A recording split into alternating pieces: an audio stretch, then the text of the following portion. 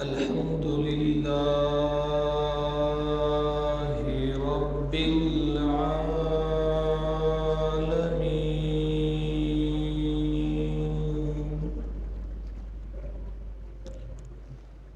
والصلاة والسلام على رسوله النبي الكريم،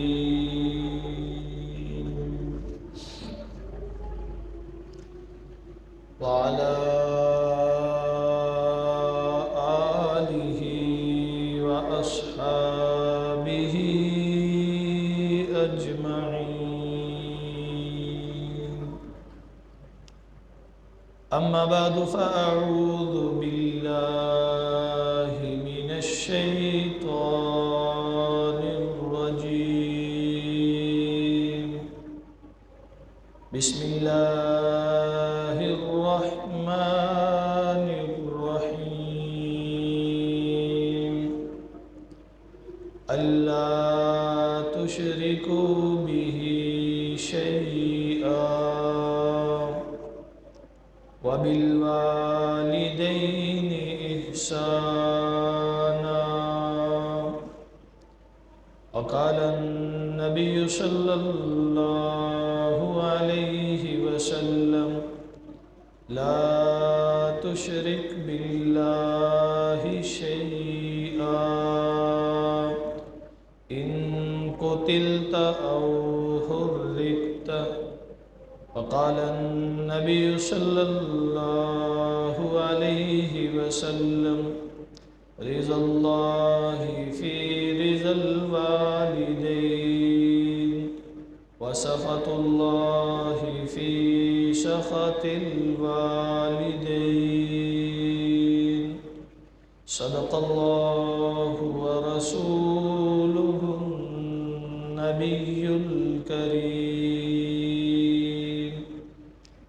اللهم صل على محمد وعلى آل محمد، كما صليت على إبراهيم وعلى آل إبراهيم إنك حميد مجيد. اللهم بارك على محمد وعلى آل محمد، كما باركت على إبراهيم وعلى آل إبراهيم إنك حميد مجيد.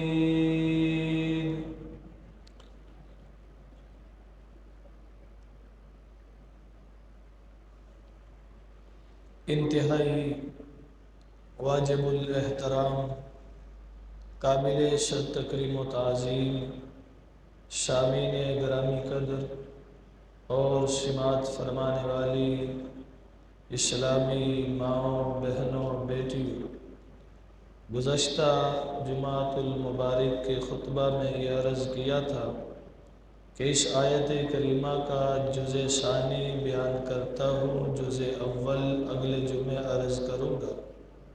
آج اسی آیت کریمہ کا جز اول، جس میں حقوق اللہ اور حقوق العباد میں حقوق والدین کا تذکرہ ہے، عرض کرنا چاہوں گا۔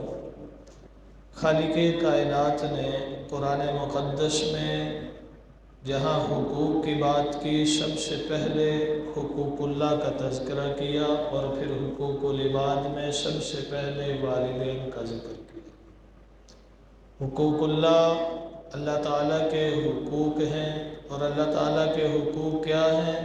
اسی کی عبادت کی جائے، اسی کے سامنے جھکا جائے، اسی کو خالق مالک سب کچھ مانا جائے، اسی سے مانگا جائے، اسی سے معافی مانگی جائے، طلب کیا جائے۔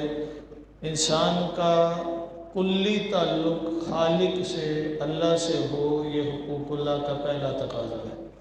اور دوسرا تقاضا یہ ہے کہ اس کے علاوہ کسی اور کو اس کا ہمسر، ہم پلہ اور برابر نہ سمجھا جائے۔ جس کو ہم دوسرے لفظوں میں شرک کہتے ہیں۔ نہ تو اس کی ذات میں شرک اس کو برداشت ہے، نہ اس کی صفات میں شرک اس کو برداشت ہے۔ اللہ تعالیٰ کی ذات میں شرک یہ ہے کہ اللہ کی طرح کسی اور کو خدا ماننا، اور صفات میں شرک یہ ہے کہ جو کمالات، جو اوصاف اللہ تعالیٰ کے ہیں، وہ کمالات، وہ اوصاف اس کی مخلوق میں سے کسی میں ماننا، یہ صفات میں شرک ہے۔ اللہ تعالیٰ کی ذات یکتا اور واحد ہے، اور اللہ تعالیٰ کی صفات بھی اللہ تعالیٰ کے سوا ان کمالات کے ساتھ کسی اور میں نہیں ہو سکتی۔ اللہ تعالیٰ نے قرآن مقدس میں بارہا توحید کا عقیدہ بیان فرمایا، توحید کا عقیدہ سمجھایا ہے، اس لیے کہ ایمانیات میں بنیاد ہی توحید ہے۔ جہاں پر توحید میں گڑبڑ ہوئی، خرابی ہوئی، آگے ایمان کی ساری عمارت منہدم ہو جاتی ہے، کمزور ہونے کی وجہ سے، ناقص ہونے کی وجہ سے۔ اس لیے کہ اس کی بنیاد میں مٹیریل توحید کا ہوگا تو یہ ایمان کی عمارت قائم ہوگی۔ اگر ایمان کی عمارت میں توحید کا مٹیریل کمزور ہے، توحید کا عقیدہ کمزور ہے، توحید کا سامان کمزور ہے، تو ایمان کی عمارت کھڑی نہیں رہ سکتی۔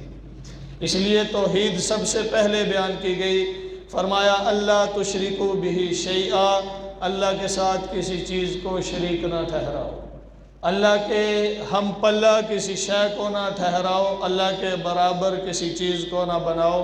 اس لیے کہ ہمیں سب سے چھوٹی صورتوں میں اللہ تعالیٰ نے بڑے واضح لفظوں میں بیان فرما دیا، قل هو اللہ احد، کہہ دیجئے اللہ ایک ہے، ایسا ایک ہے کہ جس جیسا اور کوئی ہے ہی نہیں ہے، اور وہ ازل سے ہے، وہ خالق ہے، اس کے بارے میں یہ تصور بھی نہیں کیا جا سکتا کہ اسے بنانے والا کون ہے۔ بنانے کے متعلق تب سوچا جاتا ہے جب مخلوق ہو، وہ خالق ہے، ہر شے کو بنانے والا وہ ہے، اس لیے اسے بنانے والا کوئی ہو ہی نہیں سکتا، وہ ازل سے ہے، ابد تک ہے۔ قل هو اللہ احد، کہہ دیجئے اللہ ایک ہے، کہ اللہ جیسا کوئی نہیں ہے، اس جیسے کمالات والا کوئی نہیں ہے۔ اللہ الصمد، ہر چیز سے بے نیاز ہے، مخلوق میں کوئی ایسا نہیں ہے جو کسی نہ کسی حد تک کسی نہ کسی کا محتاج نہ ہو۔ مخلوق میں احتیاج ہوتی ہے، اور خالق تمام تر احتیاج سے بالا تر ہے، اسے کسی کی ضرورت نہیں ہے، وہ کسی کا محتاج نہیں ہے، وہ کسی کے سامنے جھکنے والا نہیں ہے، وہ کسی کی مدد اور کسی کے تعاون کا ضرورت مند نہیں ہے۔ اللہ الصمد، وہ بے نیاز ہے، لم یلد ولم یولد، نہ اس کے یہاں اولاد ہے اور نہ وہ کسی کی اولاد ہے، نہ اس کا باپ ہے، نہ مائی ہے، نہ بیٹا ہے، نہ اولاد ہے، نہ بیوی ہے، کوئی بھی نہیں ہے رشتوں میں۔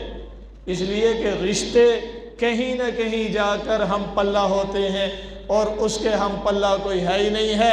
اس لیے نہ فرشتے اس کی بیٹیاں ہیں، نہ مریم اس کی بیوی ہے، نہ عیسیٰ اس کا بیٹا ہے، نہ عزیر اس کا بیٹا ہے، نہ اس نے چاند کو رشتہ دار بنایا، نہ سورج سے تعلق قائم کیا۔ وہ ہر ایک سے بے پرواہ ہے، وہ ہر ایک سے لا تعلق ہے، ایسا تعلق کوئی نہیں ہے جو اس کے ساتھ رشتہ قائم کر سکے۔ وَلَمْ يَكُنْ لَهُ كُفُوًا أَحَدٌ، آپ یقین رکھیے کہ اس کے ہم پلہ، اس کا ہم سر، اس کا برابر کوئی نہیں ہو سکتا۔ تو اللہ تشرکو، اس کے ساتھ شریک نہ ٹھہراؤ۔ جس طرح وہ اپنی ذات میں یکتا، اسی طرح صفات میں بھی یکتا۔ روزی وہ دیتا ہے، اس کے سوا کوئی روزی نہیں دے سکتا۔ روزی لینے کے لیے مخلوق محتاج ہے، وہ کسی کا محتاج نہیں ہے۔ وہ ہر تمام تر کھانے والی چیز، ہر رزق کا مالک ہے، اس کے اختیار میں ہے، وہ جس کو چاہے دے، جس سے چاہے لے لے۔ واللہ یرزق من یشاء بغیر حساب، وہ جس کو چاہتا ہے بے حساب دیتا ہے۔ یبسط الرزق، وہ رزق کو پھیلاتا ہے، وہی رزق کو کھینچ لیتا ہے، یہ سارا کا سارا اسی کے اختیار میں ہے۔ تو وہ روزی دینے والا ہے، یہ وصف اس کا ہے، اس کے سوا کوئی اور روزی دینے والا نہیں، اس کے سوا کسی اور کے پاس یہ اختیار نہیں، اس کے سوا کسی اور کی ملک میں نہیں ہے کہ وہ کسی کو کچھ دے سکے، عطا کر سکے۔ اس لیے اللہ کے سوا کسی اور سے یہ امید اور عقیدہ رکھ کر کہ اس کی وجہ سے مجھے روزی ملے گی، میں فلاں دربار میں جاؤں گا میرے رزق میں کشادگی ہوگی، یا فلاں پیر صاحب میری ڈوبی ہوئی ناؤ کو تار دیں گے، یا فلاں بزرگ یا فلاں دربار والے کے پاس جاؤں گا تو میری تنگیاں اور بندشیں ختم ہو جائیں گی۔ نہیں نہیں نہیں، یہ روزیاں اسی کے اختیار میں ہیں، وہ جس کو چاہے دے، جس سے چاہے لے، اس کے سوا روزی کا کوئی اور مالک نہیں ہے۔ روزی وہ دیتا ہے، اس کے سوا کوئی روزی دینے والا نہیں۔ زندگی اور موت وہ دیتا ہے، اس کے سوا زندگی اور موت دینے والا کوئی نہیں ہے۔ اگر یہ عقیدہ رکھا کہ فلاں کے پاس گیا یا فلاں سے بات کی یا فلاں جگہ حق بیان کیا تو مار دے گا، مارنا اللہ کے اختیار میں ہے، بندے کے اختیار میں نہیں۔ کوئی کسی کو موت نہیں دے سکتا۔ اگر وہ چاہے کہ اسے نہیں مرنا، پوری دنیا مارنے پر تل جائے تو مار نہیں سکتی، اور اگر وہ چاہ لے کہ اسے زندہ نہیں رہنا تو پوری دنیا بچانا چاہے کوئی بچا نہیں سکتا۔ وہ ایک امریکہ کا گلوکار تھا، مائیکل جیکسن شاید نام تھا، اس نے اپنی زندگی کو طویل بنانے کے لیے زندگی کا تمام تر سامان جمع کر رکھا تھا، اور اپنے تئیں وہ یہ سمجھ رہا تھا کہ موت میرے قریب نہیں آئے گی۔ موت کے اسباب کیا ہیں، موت کی وجوہات کیا ہیں؟ اس نے بڑے بڑے ڈاکٹروں کو، اطباء کو پاس بلایا کہ میرے پاس آئیے، مجھے بتائیے موت کیوں آتی ہے۔ موت فلاں فلاں بیماریوں کی وجہ سے آتی ہے۔ ان بیماریوں کا سد باب کیا ہے؟ یہ ہے۔ اچھا تم ڈاکٹر میرے پاس رہو۔ موت کیوں آتی ہے؟ موت جراثیموں کی وجہ سے آتی ہے۔ اچھا ان جراثیموں سے بچاؤ کی تدابیر کیا ہیں؟ یہ ہیں۔ اچھا تم بھی میرے پاس رہو۔ جو موت کے اسباب بتاتے رہے، ان سے بچنے کی تدبیریں بتاتے رہے، انہیں پاس رکھتا رہا۔ کھانا اس کا ٹیسٹ ہو کر آتا ہے، وہ رہتا ہے ایسی جگہ پر ہے جہاں جراثیم کا تصور نہیں کیا جا سکتا، اس کا لباس ٹیسٹ ہو کر آتا ہے، جراثیم سے پاک ہے۔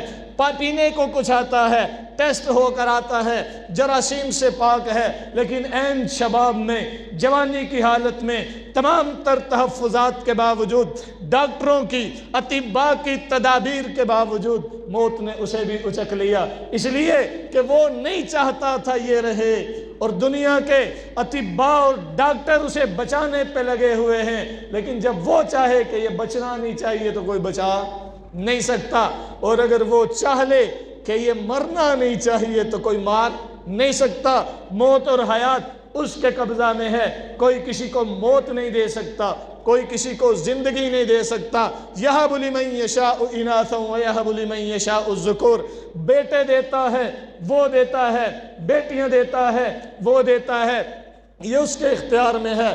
کوئی کسی کو بیٹے اور بیٹیاں نہیں دے سکتا۔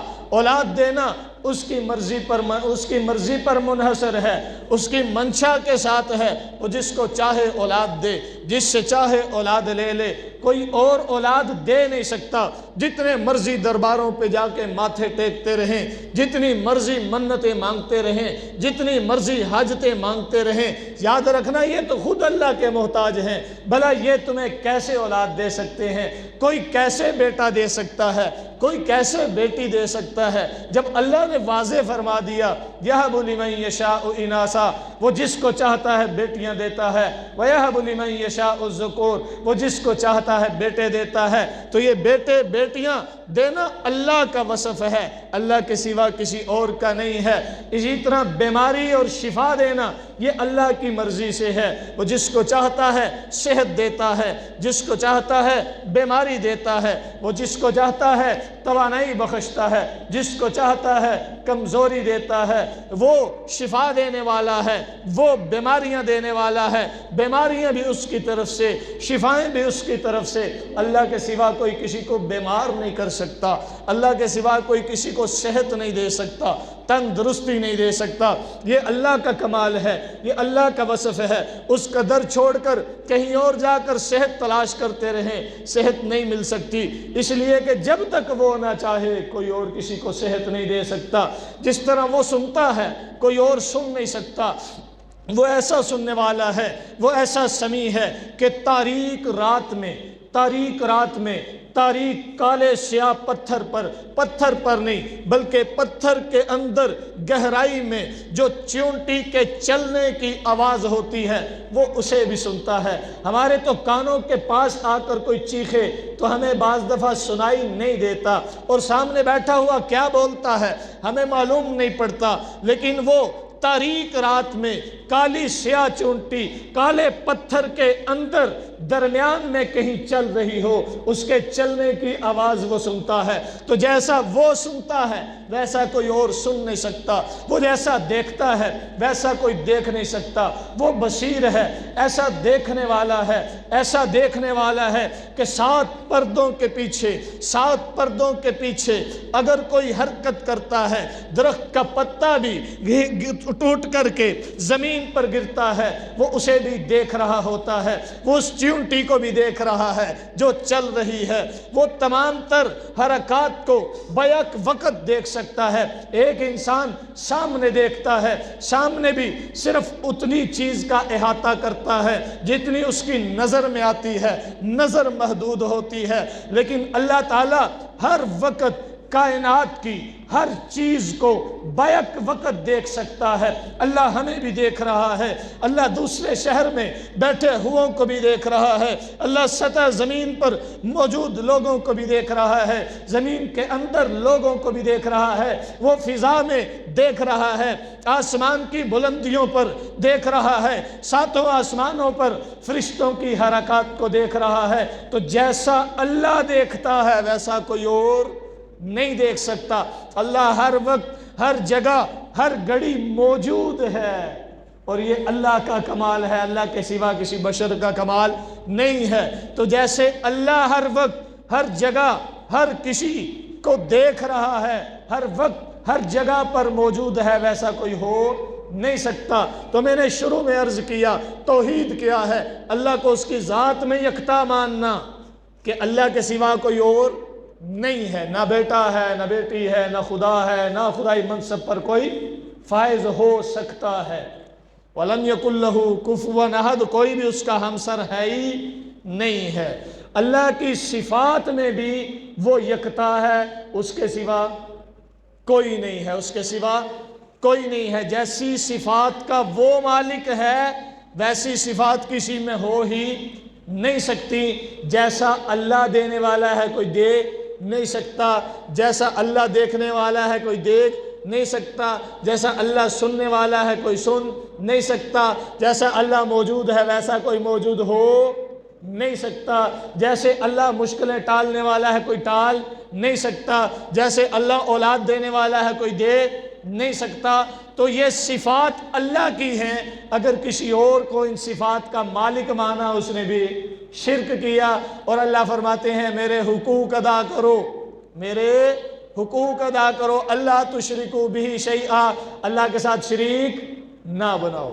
ہر نماز میں، ہر نماز کی ہر رکعت میں پڑھتے ہیں نا سورۃ فاتحہ، لا صلاۃ الا بفاتحۃ الکتاب، وہ نماز نہیں ہوتی جس میں سورۃ فاتحہ نہ ہو۔ یہ مقتدیوں کے لیے نہیں ہے، پڑھنے والوں، تنہا نماز پڑھنے والا ہے یا امام ہے، مقتدی کے لیے نہیں ہوتا۔ مقتدی پیچھے خاموش رہتا ہے جب امام آگے پڑھ رہا ہو۔ تو ہر نماز کی ہر رکعت میں سورۃ فاتحہ پڑھتے ہیں، اس میں کیا اقرار کرتے ہیں؟ ایاک نعبد و ایاک نستعین۔ یہ بولنا بڑا آسان ہے، یہ بولنا بڑا آسان ہے، خطبوں میں پڑھنا آسان ہے، لیکن اس کے مطابق چل کے دکھانا بڑا دشوار ہے۔ ایاک نعبد و ایاک نستعین، ایاک نعبد، عموماً عربی میں اصول یہ ہے نعبدک، ہم تیری عبادت کرتے ہیں۔ اسلوب کا تقاضا ہے کہ نعبدو کا ترجمہ آسان ہے، نعبدو کا، نعبدو ہم عبادت کرتے ہیں کا تیری، لیکن جب ضمیر جو کہ مفعول کی حیثیت رکھتی ہے بعد میں آنی چاہیے، مفعول بعد میں آتا ہے عربی، اس کو پہلے لے آئیں تو تاکید کے ساتھ بیان ہو جاتا ہے۔ نعبدو کا کی جگہ ایاکا، اب اس کا مطلب ہوگا تیری عبادت کرتے ہیں نہیں، ایاکا تیری ہی، ایاکا تیری ہی نعبدو ہم عبادت کرتے ہیں، وَإِيَّاكَ اور تجھ ہی سے نستعین ہم مدد مانگتے ہیں۔ یہ تاکید آ گئی، ایاک نعبد تیری ہی عبادت کرتے ہیں، گویا تیرے سوا ہم کسی اور کے سامنے نہیں جھکتے۔ جھکنا تو بڑی دور کی بات، تیرے سوا کسی اور کے سامنے جھکنا تصور بھی نہیں کرتے، خیال میں بھی نہیں لاتے کہ ہم تیرے سوا کسی اور کے سامنے جھک جائیں گے۔ ایاک نعبد مولا تیری ہی عبادت کرتے ہیں، تیرے سوا کسی کے سامنے جبین نیاز کا تقدس پامال نہیں کرتے۔ ایاک نعبد مولا تیری ہی عبادت کرتے ہیں، تیرے سوا کسی اور کو سجدہ نہیں کرتے۔ ایاک نعبد مولا تیری ہی عبادت کرتے ہیں، تیرے سوا کسی کو رکوع نہیں کرتے، تیرے سوا کسی کے گھر کا طواف نہیں کرتے، تیرے سوا کسی کو خدا نہیں مانتے، تیرے سوا کسی کو معبود نہیں مانتے۔ یہ اقرار ہم ہر نماز میں کرتے ہیں، ہر نماز کی ہر رکعت میں کرتے ہیں، لیکن اس کے باوجود ہم جا کر قبروں پہ سجدے بھی کر رہے ہو، اس کے باوجود ہم لال شہباز قلندر کے دربار کا طواف بھی کر رہے ہو، اس کے باوجود ہم قبروں پہ جا کے جبینے بھی جھکا رہے ہو، اس کے باوجود ہم بزرگوں کو خدائی منصب پر فائز بھی کر رہے ہو، تو پھر یہ شرک ہی نہیں، یہ منافقت بھی ہے۔ اور اللہ کے یہاں منافقت نہیں چلتی، اللہ کے یہاں منافقت نہیں چلتی، بیٹھ جائے، اللہ کے یہاں منافقت نہیں چلتی، یہ منافقت ہے۔ یا اللہ تیری ہی عبادت کرتے ہیں اور کرتے کچھ اور ہو، یہ نماز قبول ہوگی؟ اللہ کہے گا کون سی میری عبادت، تو تو فلاں کے سامنے بھی جا کے جھکتا ہے، کون سی میری عبادت، تو تو فلاں جگہ پہ جا کے سجدے کرتا ہے، کون سی عبادت، جھوٹ بولتا ہے، تیری نماز ہی نہیں ہے کہ تیرا قول تیرے عمل سے میل نہیں کھاتا۔ ایاک نستعین مولا تجھ ہی سے مدد مانگتے ہیں، مولا تجھ ہی سے مدد مانگتے ہیں، یہ اقرار کر رہے ہیں، یہ دعویٰ کر رہے ہیں، لیکن مدد صرف اللہ سے نہیں مانگتے، در در پہ گرے ہوتے ہیں، مدد صرف اللہ سے نہیں مانگتے، در در پہ جھکے ہوتے ہیں، جولیاں پھیلائی ہوتی ہیں، ہاتھ اٹھائے ہوتے ہیں۔ ادھر ہم یہ کہتے ہیں ایاک نستعین مولا تجھ ہی سے مدد مانگتے ہیں، لیکن ہم نے دیکھا ہے درباروں پہ جا کے حاجتیں اور منتیں بھی رکھتے ہیں۔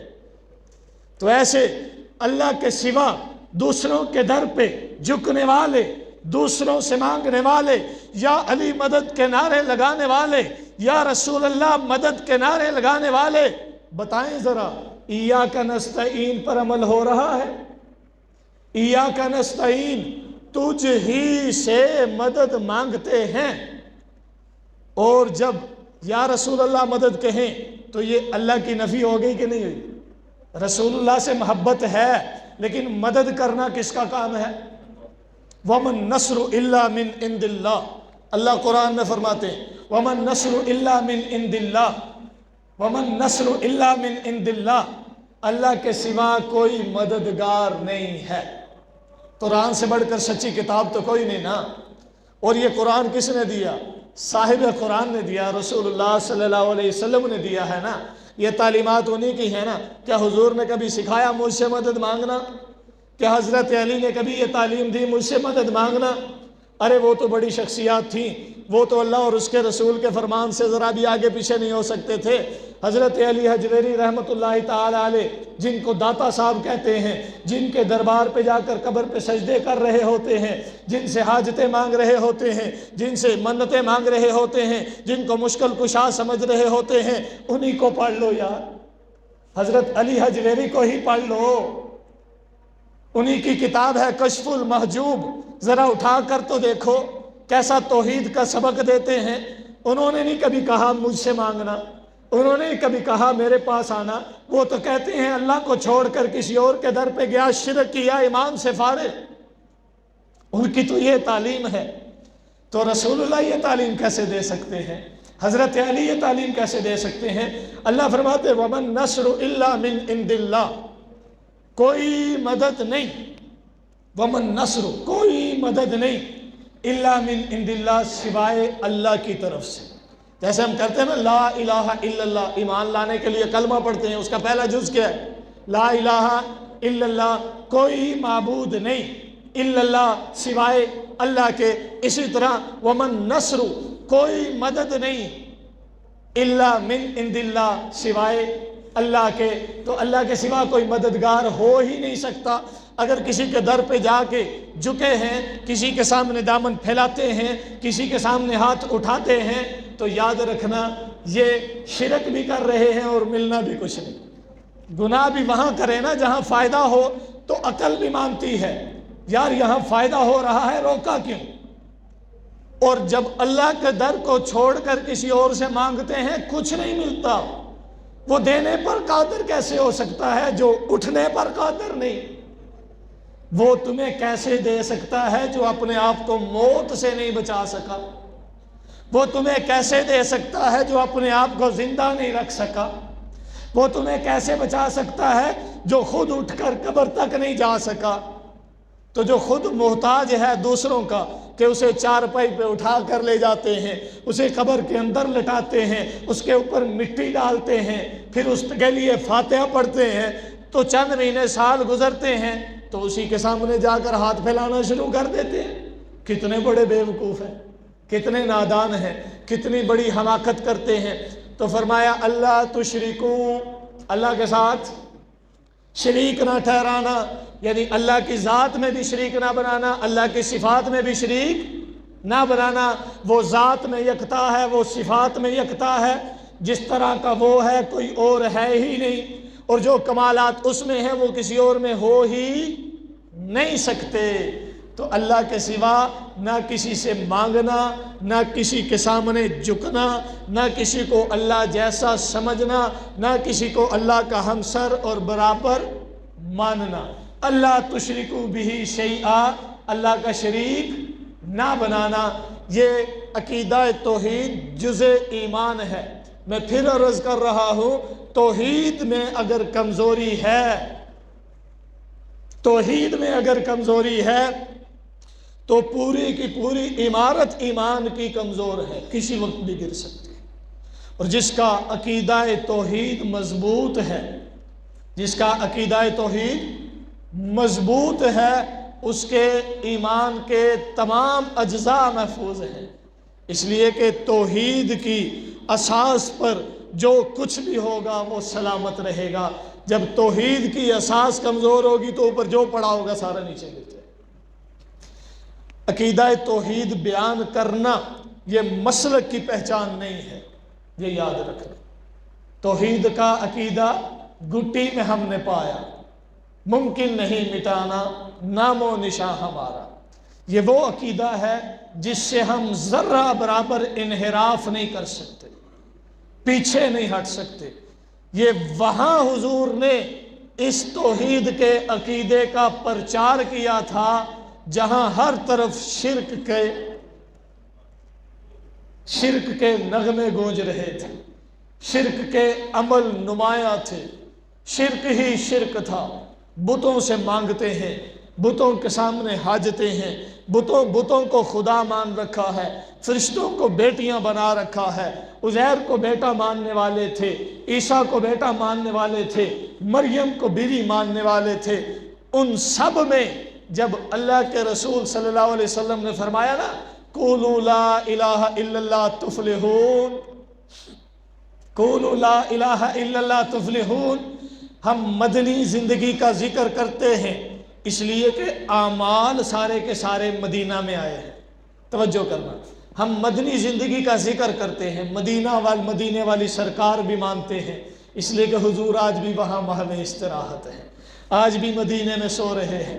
مدینے کا ذکر اس لیے کرتے ہیں، احکام سارے مدینے میں آئے ہیں، احکام سارے مدینے میں آئے ہیں، لیکن مکہ کی زندگی کو فراموش کر دیتے ہیں جو اساس اور بنیاد ہے، جہاں سے حضور پودا لگا کر چلے تھے، جہاں سے 313 لے کر مدینے میں آئے تھے، اسے بھول جاتے ہیں کہ مکہ میں حضور نے 13 سال محنت کی ہے، مدینہ میں 10 سال محنت کی ہے۔ مکی نبوت کا دورانیہ 13 سال ہے، مدنی نبوت کا دورانیہ 10 سال ہے، تو 13 سال حضور نے مکہ میں وہ گزارے ہیں جو نبوت کے ہیں، اس سے پہلے 40 سال اس کی بات نہیں میں کر رہا۔ تو وہ 13 سال دور نبوت جو مکی دور ہے وہ کتنا کٹھن دور تھا، اور وہ اساسی اور بنیادی دور تھا جہاں حضور نے توحید کی دعوت دی۔ فرمایا قولوا لا الہ الا اللہ تفلحون، تو سگے چچا نے پتھر اٹھا کر مارا تھا۔ سگے چچا نے، جب اللہ نے فرمایا تھا تبت یدا ابی لہب وتب، حضور علیہ السلام کے خاندان والوں نے بائیکاٹ کیا تھا، اس لیے کہ یہ لا الہ الا اللہ کی بات کرتا ہے، یہ اللہ کی توحید کی بات کرتا ہے۔ وہ کہتے تھے ہم اللہ کو مانتے ہیں، تم ہمارے بتوں کو مان لو، مل ملا کے کام کرتے ہیں۔ کیا فرمایا کہ یہ اشتراک کی بات کر رہے ہو، عقیدہ توحید میں کوئی کمپرومائز نہیں۔ قل یا ایھا الکافرون لا اعبد ما تعبدون ولا انتم عابدون ما اعبد ولا انا عابد ما عبدتم ولا انتم عابدون ما اعبد لکم دینکم ولی دین۔ جاؤ اے کافرو، میں تم سے کوئی مطابقت نہیں رکھتا، میرا دین اور ہے، تمہارا دین اور ہے، میرا خدا اور ہے، تمہارے نزدیک خدا اور ہے، میں جس کی عبادت کرتا ہوں تم نہیں کرتے، تم جس کی عبادت کرتے ہو میں نہیں کرتا، تمہارے لیے تمہارا دین، میرے لیے میرا دین۔ انہوں نے کہا شاید دولت چاہیے ہو، اچھا دولت چاہیے، دولت دیتے ہیں، خوبصورت لڑکی چاہیے، پورے مکہ کی سب سے حسین لڑکی لا دیتے ہیں، شہرت چاہیے، مکہ کا سردار مان لیتے ہیں، لیکن خداؤں میں شراکت کر لو، خداؤں میں شراکت کر لو، یا کم از کم یہ نہ کہو کہ اللہ ایک نہیں، تم اپنا خدا مانو، ہم اپنا مانتے ہیں، ہمارے خداؤں کی مخالفت نہ کرو۔ تو کیا فرمایا؟ تمہاری سوچ کتنی گھٹیا ہے کہ تم نے ایک نبی کو اتنی معمولی اور سطحی قسم کی غرض کے لیے سمجھ رکھا۔ تم اگر سورج لا کر میرے دائیں ہاتھ پہ اور چاند لا کر میرے بائیں ہاتھ پہ رکھ دو، میں پھر بھی لا الہ الا اللہ کہنے سے باز نہیں ہوں۔ حضرت بلال کو امیہ بن حلف کیوں مارتا تھا؟ حضرت بلال کو تپتی ریت پہ لٹا کے اوپر پتھر کیوں رکھتا تھا؟ ان کے گردن میں رسی ڈال کے لونڈوں کے حوالے کیوں کر دیتا تھا؟ اصحاب رسول کو اذیتیں کیوں دی گئی؟ حضرت سمیہ کے جسم کے 2 ٹکڑے کیوں کیے گئے؟ حضرت عمار کے والد حضرت یاسر کو شہید کیوں کیا گیا؟ پیغمبر علیہ السلام کے اصحاب کو بے دردی سے کیوں مارا گیا؟ نبی علیہ السلام کا سوشل بائیکاٹ کیوں کیا گیا؟ اصحاب نبی مکہ سے نکل کر حبشہ جانے پر مجبور کیوں ہوئے؟ نبی نے مکہ چھوڑ کر مدینہ کا رخ کیوں کیا؟ صرف اس لیے کہ توحید کا پرچار کرتے تھے اور وہ رہنے نہیں دیتے تھے۔ تو عقیدہ توحید ہماری اساس اور بنیاد ہے، یہ کسی مسلک کا بیان نہیں ہے، یہ قرآن کی تعلیم ہے۔ آج قرآن اٹھا کر پڑھیے تو صحیح، قرآن سارا کا سارا توحید سے بھرا ہوا ہے۔ آپ کو قرآن کا ترجمہ پڑھنے سے، تشریح پڑھنے سے روکیں گے وہابی ہو گئے۔ قرآن کھول کر اگر اس کی تفسیر بیان کرنا شروع کر دیں وہابی ہو گیا۔ کتابیں کھول کر ان کی تشریحات کریں گے، حدیثیں بظاہر پڑھ کر سنائیں گے، قرآن پڑھ کر نہیں سنائیں گے، اس لیے کہ قرآن توحید بیان کرتا ہے، قرآن توحید بتاتا ہے۔ اور نبی علیہ السلام کی وہ احادیث جو ہر حدیث کی کتاب کے شروع میں کتاب التوحید کے نام سے ہیں، اس چیپٹر کو چھوڑ دیں گے، اس باب کا ذکر نہیں کریں گے، اس کتاب کو چھوڑ کر آگے نکل جائیں گے، اس لیے کہ وہ شرک کے اڈوں پر چھری پھیرتی، شرک کے اڈوں کا کلا کما ہوتا ہے، دربار بند ہوتے ہیں، پیروں کی گدیاں جاتی ہیں، بڑی مسندیں اڑ جاتی ہیں جب قرآن کی تشریح اور ترجمہ پڑھا جاتا ہے، جب حدیث کی کتابوں میں کتاب التوحید پڑھا جاتا ہے۔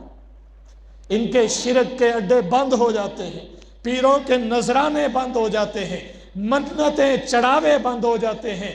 یہ نام نہاد خدا کے بندوں کا لباس پہنے ہوئے، مسلمانیت کا لباس پہنے ہوئے، نہیں پیریت کا لباس پہنے ہوئے انسان کہلانے کے لائق نہیں رہتے۔ کہ یہ غریب مزدور لوگوں سے پیسے بٹور کر خود عیاشیاں کر رہے ہیں اور وہ نوالے کو ترس رہے ہوتے ہیں۔ توحید اس پہ توحید تلوار کی طرح کام آتی ہے۔ توحید کہتی ہے نہیں، ان کے دروں پہ نہ آؤ، اللہ سے مانگو۔ اللہ سے ہر بندے کا ڈائریکٹ تعلق ہے، یہ پیروں کے محتاج نہیں ہے اللہ تمہارے لیے۔ بندے سے اللہ کا تعلق قائم ہونے کے لیے اللہ کسی کا محتاج نہیں ہے۔ اللہ سے مانگ کر تو دیکھو، اللہ کے سامنے آ کر تو دیکھو۔ تو اللہ کے سوا کسی اور کے سامنے جھکنا، اللہ کے سوا کسی اور کے دربار پہ آنا، یہ شرک ہے۔ اللہ کے رسول صلی اللہ علیہ وسلم نے فرمایا کہ لا تشرک باللہ، اللہ کا شریک نہ بنانا، ان قتلتا او حرکتا، اگرچہ تمہیں قتل کر دیا جائے، زندہ جلا دیا جائے۔ یہ سبق کس نے دیا؟ رسول اللہ صلی اللہ علیہ وسلم نے دیا۔ یہ ہمیں درس کس نے پڑھایا؟ اللہ کے نبی نے پڑھایا ہے۔ تو آج اپنے اس عقیدے کی بنیاد اور اساس کو مضبوط کرنے کی ضرورت ہے۔ آج عقیدہ توحید پہ قائم رہنے کی ضرورت ہے، مکی دور کا مطالعہ کرنے کی ضرورت ہے، نبی علیہ السلام کی مکی زندگی پڑھنے کی ضرورت ہے۔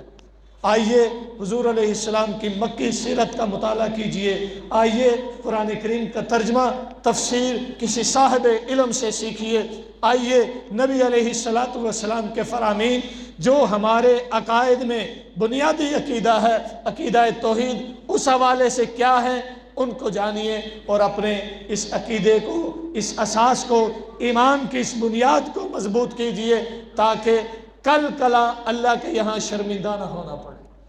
اللہ فرماتے ہیں، توجہ کرنا، آخری بات عرض کرنے لگا ہوں، ان اللہ لا یغفر ان یشرک بہ ویغفر ما دون ذلک لمن یشاء۔ اللہ تعالیٰ اس کو معاف نہیں کریں گے جس نے اللہ کے ساتھ شرک کیا۔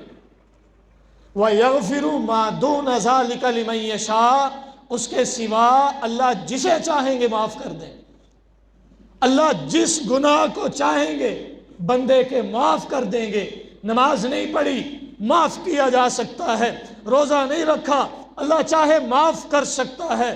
زکوٰۃ نہیں دی، اللہ چاہے معاف کر سکتا ہے۔ کوئی گناہ کیا ہے، اللہ چاہے معاف کر سکتا ہے۔ لیکن شرک کیا تو اللہ فرماتے ہیں میں پہلے بتا رہا ہوں میں معاف نہیں کروں، یہ معاف نہیں کروں، باقی جس گناہ کو چاہوں گا معاف کر دوں گا۔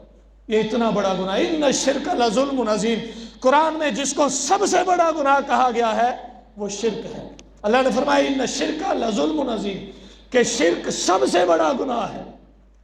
حکومتیں بنتی ہیں نا، حکومتیں بنتی ہیں، ہر گناہ پر پکڑ ہوتی ہے، قانون بنے ہوتے ہیں، سزائیں ہوتی ہیں، اور ارباب اقتدار چاہے تو جس سزا کو مرضی معاف کر دے، لیکن غدار کو کوئی بھی گورنمنٹ معاف نہیں کرتی۔ غدار کی معافی کا کسی بھی گورنمنٹ میں کوئی قانون نہیں ہوتا۔ تو یوں سمجھ لیجئے اللہ کی حکومت میں بھی شرک غداری ہے اور مشرک کے لیے معافی کا کوئی قانون نہیں۔ تو یہ اتنا بڑا گناہ ہے، اسے معمولی نہ سمجھیے۔ اللہ تعالیٰ سمجھنے، عمل کرنے اور اپنے عقائد کی اساس اور بنیاد کو مضبوط بنانے کی توفیق عطا فرمائے۔ وما علینا الا البلاغ المبین۔